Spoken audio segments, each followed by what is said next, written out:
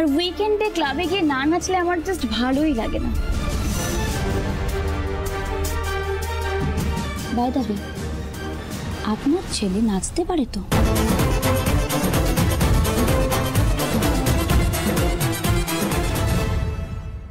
এই রোশনি, কি হচ্ছে?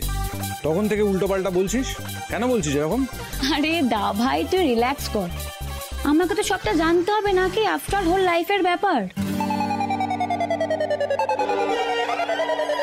বাই দ্য ওয়ে, আমার কিন্তু পার্সোনাল কার চাই, পার্সোনাল ড্রাইভার। আর হ্যাঁ, আমি কিন্তু আমার ফ্রেন্ডসদের সাথে মাঝে মাঝেই ঘুরতে যাব, কেমন?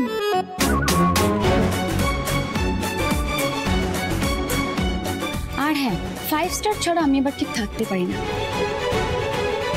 আসলে কি বলুন তো, বাবা তো অনেক আদরে মানুষ করেছে। Thank you so much dad, thank you so much. I am so blessed that I have you in my life, you know. I love you. I love you, Dad. And হ্যাঁ, তুমি আমাকে ঠিক যেইভাবে মানুষ করেছো ছোট থেকে এখনো অবধি, I promise আমি কিন্তু শ্বশুর বাড়িতে গিয়েও ঠিক সেরকমই থাকবো। প্লিজ ড্যাড, শ্বশুর বাড়িতে গিয়ে কিন্তু নো কাজ।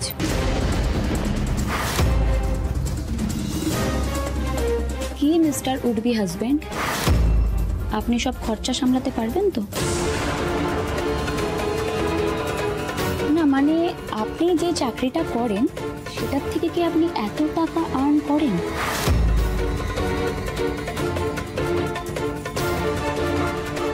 ও আমার একমাত্র ছেলে, ও চাকরি করতে যাবে কেন? ও আমার কোম্পানির একজন ডিরেক্টর, আর আমার কোম্পানির টার্নওভার কত সেটা তুমি তোমার বাবার থেকেই জেনে নিও। ও আমার কোম্পানি থেকে মাসে মাসে যে টাকা পায়। ও আই সি, ইউ মিন আপনার ছেলে আসলে বেকার?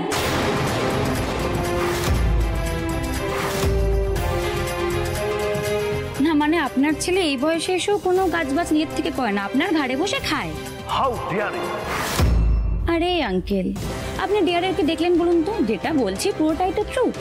মানে আপনার ছেলে আপনার ঘাড়ে বসে খায়, মানে আপনারই টাকা সেটা। এই বেসিক্যালি কি জানো ওটা বলে, মাছের তেলেই মাছ ভাজা। Shut up, just shut up. Mister Dutta, আপনি সেই উদাহরণ বাবু, আমি ভাবতেও পারিনি আপনি আমাকে বাড়িতে ডেকে এনে আপনার নিজের মেয়েকে দিয়ে এইভাবে অপমান করাবেন। না না মিস্টার দত্ত, বিশ্বাস করুন, আমি এখানে বিশ্বাস করার কি আছে? সবকিছু তো দেখলাম আর শুনলাম। আপনার মদত না পেলে আপনার মেয়ে নিশ্চয়ই এইভাবে কথাগুলো বলতে পারতো না। শুনুন উদয়ন বাবু, এই বিয়ের কথা তো ভুলেই যান। আমার কোম্পানির সঙ্গে আপনার ব্যবসার কোলাবোরেশনের যে কথা হয়েছিল, কোনোদিনও সেটা আর সম্ভব না। আমি একটা জিনিস কিছুতেই বুঝতে পারছি না, কোন শত্রুতার কারণে আপনি আমার ফ্যামিলির সঙ্গে এই যোগটা করলেন। না না মিস্টার দত্ত, মিস্টার দত্ত, আপনি একবার মিস্টার দত্ত, মিসেস দত্ত, একবার মিস্টার দত্ত।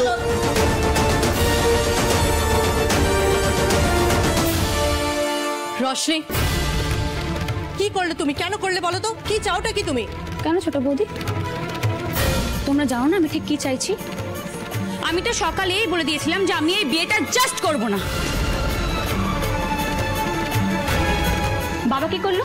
বাবা তা সত্ত্বেও সবাইকে ডেকে রোজ অপমান করলো। কেন করলো? কেন?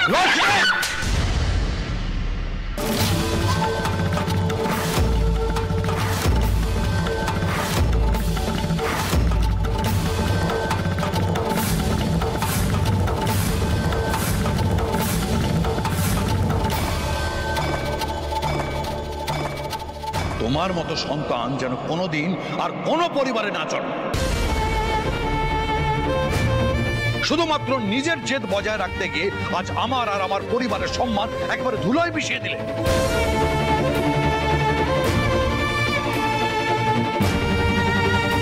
আরে ওকে দোষ দিস না রে উদয়ন, সবকিছুর জন্য দায়ী হচ্ছে ওই বড় নাক বউ।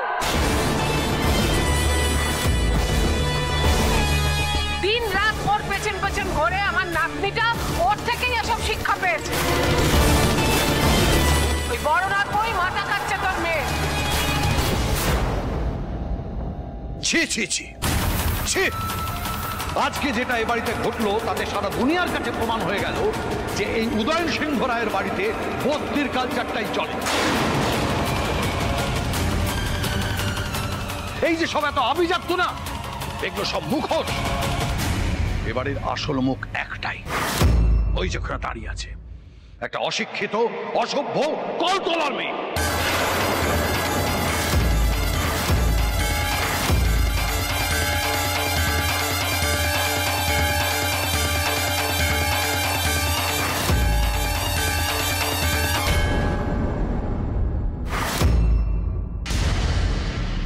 কথাটা আমাকে বলা হয়েছে, তাই উত্তরটা আমি দেব। আমার হয়ে অন্য কেউ আজ বলবে না।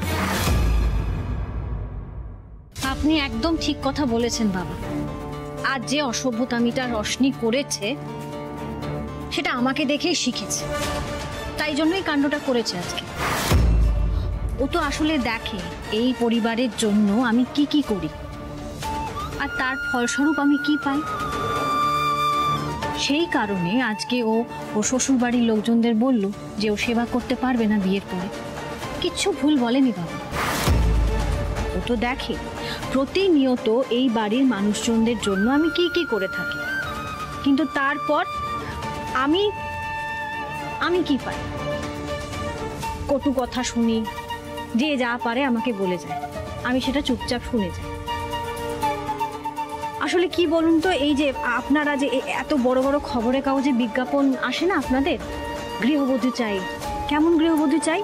যে আমার বাড়িতে অসুস্থ মা আছেন, বাবা আছেন, তার সেবা করার জন্য একজন সুন্দর গৃহবধূ চাই। কেন বাবা এই বিজ্ঞাপনগুলো আপনারা কেন দেন? একবারও মনে হয় না যে এই বিজ্ঞাপনগুলো যে দেওয়া হয় তাতে সেই মানুষটা যাকে আপনারা বাড়ির বউ হিসেবে নিয়ে আসবেন তাকে কতটা অসম্মান করা হয়, তার কতটা কষ্ট হয়? শুধু বাড়ির সেবা করার জন্য, বাড়ির মানুষজনদের সেবা করার জন্য বাড়ির বউ হিসেবে একটা মানুষকে নিয়ে আসা হবে, তারপর তাকে জানা হয় তাই শোনানো হবে। আরও একটা ব্যাপার আছে, এমন অনেক গৃহবধূ আছেন চারিপাশে দেখলে দেখা যাবে বা বোঝা যাবে বা চেনা যাবে যে তার ছোট যা অফিসে চাকরি করে, বাচ্চাকে সময় দিতে পারে না, তো সেই গৃহবধূ সেই বাচ্চাটার খেয়াল রাখে। কিন্তু তখন সেই গৃহবধূ মুখ ফুটে বলে না যে আমি তার খেয়াল রাখবো না বা তার আদর যত্ন করতে পারবো না। সে কিন্তু মুখ বুঝে সবটা করে, ভালোবেসে করে। এরকম অনেক গৃহবধূ আছে। আসলে কি বলুন তো, আমাদের সমাজে না অনেক গৃহবধূদের ওই দরগড়ায় যে পাপোশ থাকে তার মতন ব্যবহার করা হয়, পা মোছা হয়, সেটার উপর ধরুন যার যা মনে হলো সেটা করলো, তারপর যখন কাজটা ফুরিয়ে যায় ওই দোরগড়াতে ফেলে রাখা হয়। বাবা 15টা বছর হয়ে গেছে। 15টা বছর কিন্তু কম দিন নয় বাবা। আমি সবার খেয়াল রেখেছি, কে কখন খাবে, কে কখন পড়বে, কে কখন স্কুলে যাবে, অফিসের খাবার রেডি করে দিতে হবে, দুপুরের খাবার রেডি করে দিতে হবে, সবটা করেছি। কিন্তু কেউ একদিনের জন্য, এক মুহূর্তের জন্য আমাকে জিজ্ঞেস করেনি যে আমি খেয়েছি কিনা, আমার শরীর ঠিক আছে কিনা, আমি কেমন আছি সেটা কিন্তু কেউ জিজ্ঞেস করেনি। যখন যে যা যা বলেছে আমি সবটা করেছি, মুখ বুজে করেছি। তার বিনিময়ে আমি কিচ্ছু চাইনি, শুধুমাত্র সবার কাছে একটু সম্মান, একটু ভালোবাসা চেয়েছি। কি অদ্ভুত ব্যাপার বাবা, এই সমস্ত কিছু নিয়ে, এই যে নারীদের ওপর নির্যাতন হয়, তাদের কষ্ট দুঃখ, এত কিছু লেখালেখি হয় বড় বড় খবরের কাগজে, আমার ছোটর মতন সাংবাদিকরা সেটা নিয়ে লেখে, মানুষজন পড়ে। তার মানেটা কি? আজও সমাজে নারীর ওপর অনেক ধরনের নির্যাতন হয়, অনেক কষ্ট তাদেরকে দেওয়া হয়। সেই কারণেই হয়তো আমাদের এই রশনি ভয়ে পেয়ে এই কথাগুলো বলেছে। রশনি, সবার সামনে বলতো, তুই আজ যে অসভ্যতামিটা করলি সেটা কি আমি তোকে করতে বলেছি? আমি তোকে এটা করতে শিখিয়েছি? বল দেখি, সবাই আছে তো এখানে। না বৌদি ভাই, তুমি কেন বলবে? আসলে আমি তো সকাল থেকেই বলেছিলাম যে এই বিয়েটা আমি করতে চাই না। তারপরেও যখন এরকম সিচুয়েশনটা হলো না, তখন আমার মাথা আমি ঠিক রাখতে পারিনি। Sorry sorry. তোর ইচ্ছে হয়েছে তুই বলে দিয়েছিস, তোর ইচ্ছে হয়েছে তুই করেছিস, কিন্তু তোর ইচ্ছে রাখার জন্য আমাকে কি ভোগ করতে হবে সেটা একবারও ভেবে দেখেছিস? তার ফলাফল কি হতে পারে একবারও তোর মাথায় এসেছে এটা? একবারও মনে হয়নি না এই বাড়িতে যা হয় কিছু হলেই সব দোষটা কিন্তু আমার ঘাড়ে এসে পড়ে, এই বাড়ির বউয়ের ওপর। একবারও তোর মাথায় আসেনি না?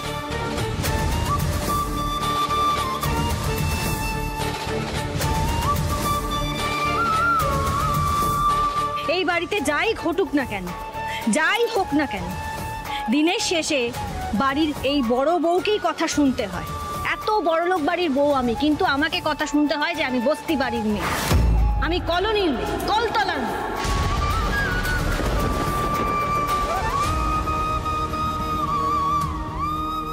আলো ঠিক বলেছে বাবা, রোশনির মতামতকে তোমরা গুরুত্ব দাওনি।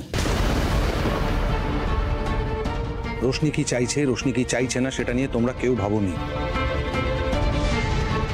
হ্যাঁ, রোশনি যে পথটা অবলম্বন করেছে, যেভাবে ওর কথাগুলো বলার চেষ্টা করেছে, সেটাকে আমি সাপোর্ট করি না। কিন্তু তার জন্য যদি আলোকে কিছু বলা হয় সেটা আমি মেনে নেব না বাবা। থাক থাক গো থাক, তুমি আমার হয়ে আর কথা বলতে এসো না। গৃহবধূদের ওপর যে অত্যাচার হয়, যে কষ্টটা তারা সহ্য করে, আমি এই বাড়ির প্রত্যেককে সেটা আজ বুঝিয়ে দিতে চাই। স্বামীরা, পুরুষেরা আমাদের সহমর্মিতা দেখাতে পারে, কিন্তু আসলে আমাদের কষ্টটা বুঝতেই পারে না, হয়তো বুঝতেই চায় না।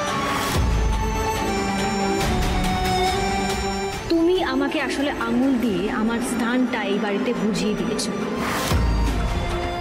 আমার আর ছোট কি স্থান সেটা আমাকে আঙুল দিয়ে তুমি দেখিয়ে দিয়েছো। কি দেখাও না? এই যে বড় মা একজন গৃহবধূ, উনি নিজে গৃহবধূ হয়ে আমার পরীক্ষা নিচ্ছেন। হয়তো সেই পরীক্ষায় আমি পাশ করছি, হয়তো, কিন্তু পরীক্ষাটা তো আমাকে দিতে হচ্ছে। তারপর দিনের শেষে পরীক্ষায় পাশ করলে, পান থেকে চুন খসলে আবার আমাকে প্রশ্ন করা হবে যে আমি কাজটা কেন করতে পারলাম না। তার একটাই কারণ সমাজে আমাদের একটাই পরিচয়, আমরা গৃহবধূ, এর বাইরে আমরা কিচ্ছু না। আমাদের যে নিজেদের একটা অস্তিত্ব আছে, একটা পরিচয় আছে, সেটা কেউ মানতেই চায় না।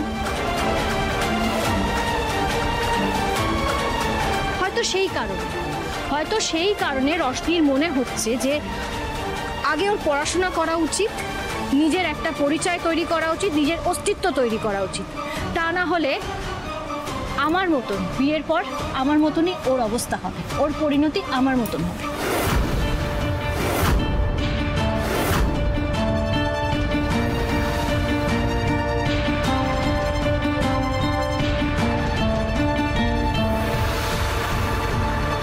বাহ, চমৎকার। গিয়ে চন্দ্রা, তখন থেকে এখানে দাঁড়িয়ে দাঁড়িয়ে নাটকটা দেখলে তো? তুমি হয়তো একটা কথা ভুলে গেছো, আমি এই গোটা ঘরের দায়িত্বটা তোমার উপর দিয়েছিলাম। বাহ রে বাহ, বৌদি জাস্ট লেকচার দিয়ে বেরিয়ে গেল, থিওরিটাও প্র্যাকটিক্যাল হয়ে গেল। সেই একজন বাড়ির বউ ছাড় খাচ্ছে। ছি ছি ছি ছি, তোমার আদরের মেয়েকে জানিয়ে দিও চন্দ্রা, কাল থেকে ওর কলেজ যাওয়া বন্ধ।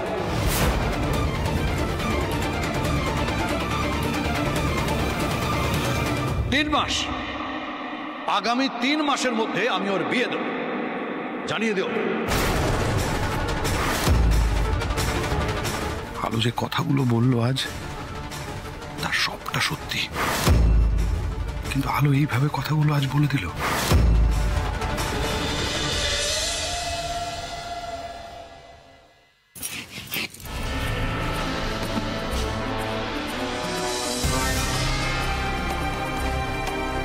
অমন করে কি দেখছো? তোমাকেই দেখছি, কারণ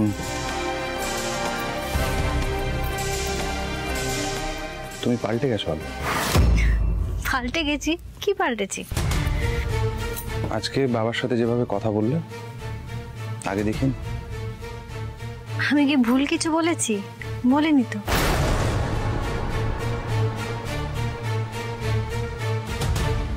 প্রশ্নটা ভুল টিকের নয় আলো,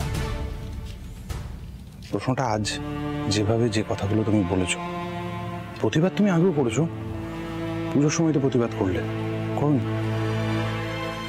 কিন্তু আজকের যে তুমিটাকে দেখলাম সেই তুমিটাকে আমি আগে কখনো দেখিনি। আলাদা চোখ দুটো, অদ্ভুত একটা ব্যক্তিত্ব, যে ব্যক্তিত্বটা একটা একটা আত্মবিশ্বাস ছিল। আলো, এই আত্মবিশ্বাসটা তোমার মধ্যে আমি কখনো দেখিনি।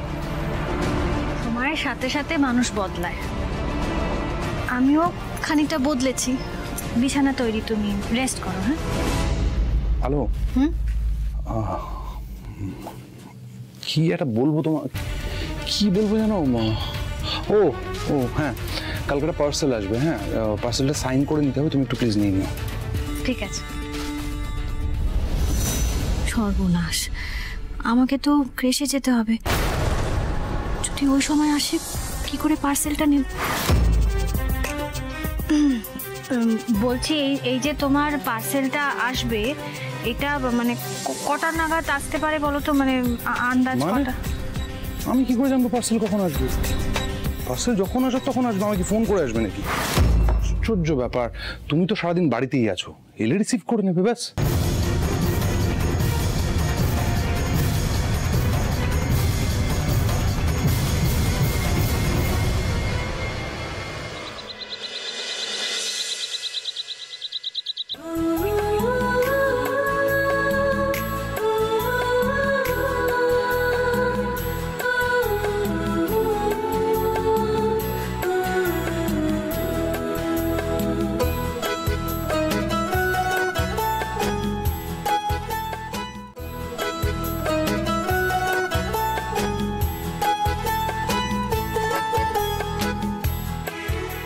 বছর আমার সাথে আছো, তারপর কোন ঘটনায় কিভাবে তুমি রিয়াক্ট করো সেটা জানবো না তোমার মনে হয়? ভেতরে যে মান অভিমানটা জমছে সেটা তুমি কার উপর প্রকাশ করবে? কার উপর বলো তো? নিজের উপর। নিজের উপর রাগ করে তুমি সারাদিন কিছু খাবে না, এটাই তোমার রিয়াকশন, সেটা আমি জানি। এনে খাওয়া শুরু করো।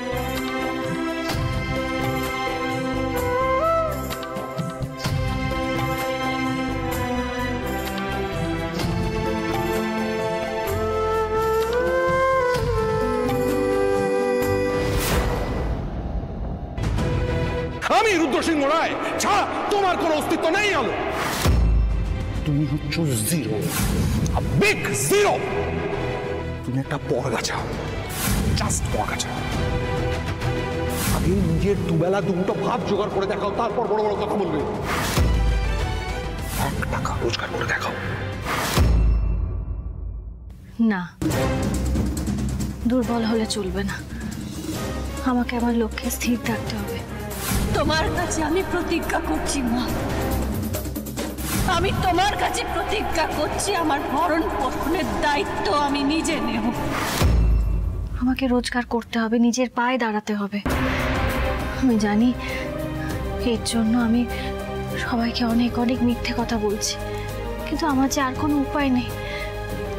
হে জগন্নাথ দেব, তুমি আমাকে ক্ষমা করে দাও প্রভু, আমায় ক্ষমা করে দাও। তুমি আমার পাশে থেকো। আমার জীবনের এই নতুন অধ্যায়ের কথা অনেকদিন আমি কাউকে বলতে পারবো না। আমার পাশে থেকো ঠাকুর। কটা বাজে? 9টা থেকে মিটিং, এতক্ষণ ঘুমালাম। তাড়াতাড়ি রেডি হতে হবে, কি করবে আমি? তুমি রেডি হও, আমি তাড়াতাড়ি করে তোমার জল খাবারের ব্যবস্থাটা করছি। তুমি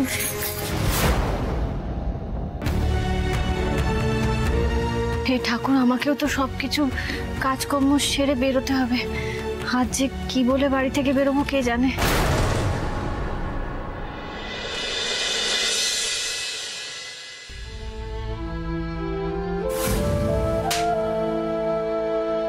তিন মাস, আগামী 3 মাসের মধ্যে আমি ওর বিয়ে দেব।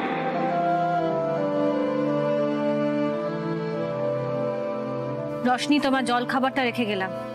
খাবারের উপর রাগ দেখানো লাভ হবে না কোনো। বৌদি ভাই, বৌদি ভাই শোনো না, বৌদি ভাই শোনো না, শোনো না। তুমি এখনো রেগে আছো আমার ওপরে? কাল যে কাণ্ডটা তুমি করেছো, তোমার ওপর রাগ দেখাবো না? রাগ দেখানো কি খুব অস্বাভাবিক? আমি জানি বৌদি ভাই আমি ভুল করেছি, কিন্তু কাল এরকম একটা সিচুয়েশন হলো, তুমিই বলো আমি কি করে মাথা ঠিক রাখতাম। তারপর তোমাকে ফোন করছিলাম, তুমি ফোনও ধরছিলে না।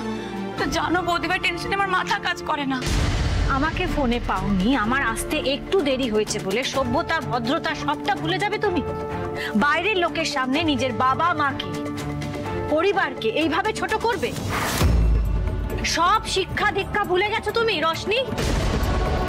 কাণ্ডজ্ঞান হারিয়ে কি কি কথা বলেছো তোমার মাথায় আছে, মনে আছে তোমার? কাল যখন সিঁড়ি দিয়ে নামছিলে আমি ঠাকুরকে ডাকছিলাম, আমার মনে হয়েছিল তুমি আর যাই করো না কেন নিজের মাত্রাটা ছাড়াবে। তুমি আমার ভরসাটা রাখলে রশনি, রাখলে না তো? আই এম সরি বৌদি ভাই, ক্ষমা করে দাও, আর কখনো এরকম করবো না, বিলিভ মি। আমি আর পারছি না বৌদি ভাই, পিকুকে ছাড়া আমি থাকবো কি করে? আর তুমি মিলিয়ে নিও, বাবা যখন বলেছে 3 মাসের মধ্যে আমার বিয়ে দেবে, দিয়েই ছাড়বে বিয়েটা। আমি এটাও জানি যে আমি পিকুকে ছাড়া বাঁচবো না। চুপ!